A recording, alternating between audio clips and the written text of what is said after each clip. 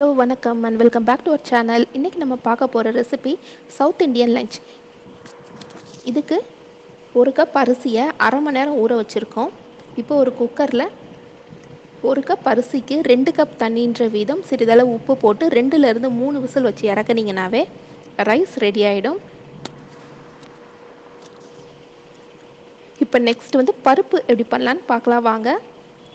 இதுக்கு தேவையான பொருட்கள்: 2 வெள்ளைப்பூண்டு, சிறிதளவு பெருங்காயம், 2 இல்லது ஒரு வத்தல், 2 பல்லு வெங்காயம், சிறிதளவு சீரகம், சிறிதளவு மஞ்சள் தூள், சிறிதளவு மிளகு. துவரம்பருப்பை ஒரு 1/2 தண்ணியில் ஊற வச்சு நல்லா வடித்து தனியாக எடுத்து வச்சுக்கோங்க. சவுத் இண்டியன் லஞ்ச் அப்படின்னாலே ஒன்று சாம்பார் இருக்கும், இல்லை பருப்பு ரசம் இருக்கும். இப்போது நம்ம பருப்பு ரசம் தான் பார்க்க போகிறோம்.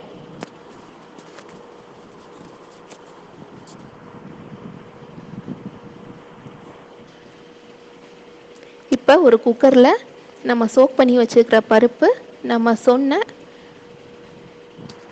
அனைத்து இன்க்ரீடியன்ஸும் போட்டு இந்த பருப்பு மூழ்கிற அளவுக்கு தண்ணி ஊற்றிக்கோங்க. தண்ணி ஊற்றி 4 விசில் வச்சு இறக்குனீங்கனாவே நம்ம பருப்பு ரெடி ஆகிடும். இந்த பருப்பை நீங்கள் நார்மலாக யூஸ் பண்ணலாம், நெய் ஊற்றி சாப்பிட்றதுக்கு ரொம்ப நல்லாயிருக்கும்.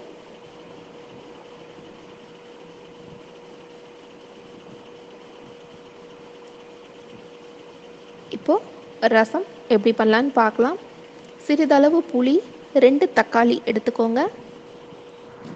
இந்த புளி நல்லா ஊறணும். ஒரு அரை மணி நேரம் நல்லா ஊற போட்டுருங்க. சிறிதளவு ரசப்பொடி. நீங்கள் இந்த ரசப்பொடி என்ன பிராண்டு வேணாலும் வாங்கிக்கலாம். அப்படி இல்லை நீங்கள் வீட்டிலேயே ரெடி பண்ணுறதா இருந்தாலும் ரெடி பண்ணிக்கலாம்.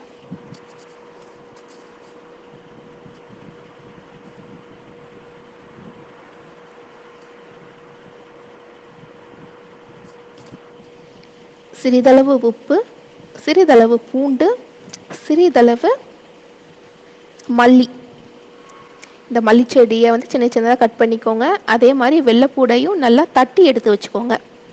இப்போ ஒரு வாணலியில் சிறிதளவு எண்ணெய் ஊற்றி சிறிதளவு கடுகு தாளிச்சிருங்க.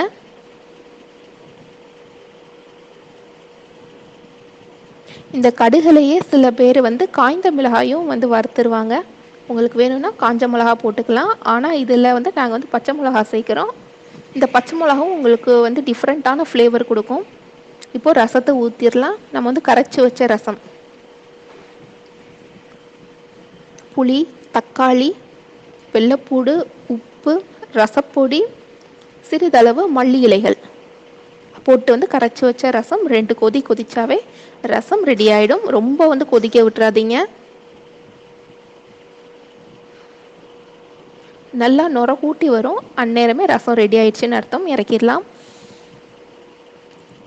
உருளைக்கிழங்கு மசியல் எப்படி செய்யலான்னு பார்க்கலாம். இப்போ ஒரு வாணலியில் எண்ணெய் ஊற்றி சிறிதளவு கடுகு, சிறிதளவு வெங்காயம், சிறிதளவு கருவேப்பிலை, காரத்துக்கு ஏற்ற பச்சை மிளகா போட்டு நல்லா வதக்கி விட்டுருங்க. 2லேருந்து 3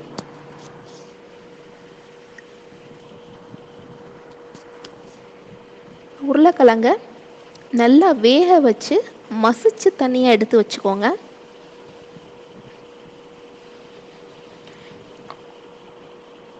இந்த மசியலை நீங்கள் ரசமுக்கும் நல்லாயிருக்கும், சாம்பாருக்கு ரொம்ப நல்லாயிருக்கும். அதுக்குமே நீங்கள் ட்ரை பண்ணி பார்க்கலாம். வெங்காயம் லேசாக கோல்டன் ப்ரௌன் கலர் ஆகணும், அது வரைக்கும் கொஞ்சம் வெயிட் பண்ணுங்கள்.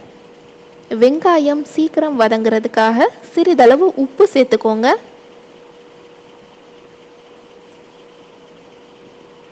உப்பு போட்டு நல்லா வதக்கி விட்டுருங்க.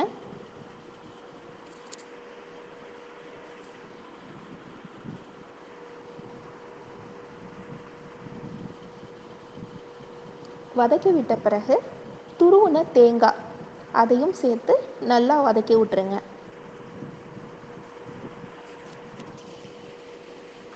நீங்கள் ரொம்ப நேரம் வச்சுருக்க போகிறீங்க இந்த பொரியல் அப்படின்னா தேங்காவை நல்லா வதக்கிடுங்க. அப்படின்னா தான் நைட்டு வரைக்கும் கெடாமல் இருக்கும். இல்லை மதியானமே சாப்பிட போகிறீங்களா இருந்தால் லேசாக வதக்கினாவே போதும். நல்லா வதக்கியாச்சு. இப்போது மசிச்சு வச்ச உருளைக்கிழங்க இது கூட சேர்த்துடுறோம். இந்த உருளைக்கிழங்கு நல்லா சாஃப்டாக வேகணும், அதை பார்த்துக்கோங்க. இப்போது எல்லாத்தையும் நல்லா மிக்ஸ் பண்ணி விட்ருங்க.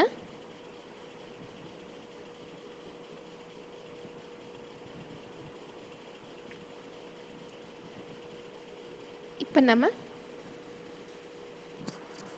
உருளைக்கிழங்கு மசியல் ரெடி. சூடான சாதத்தோட சர்வ் பண்ணிடலாம்.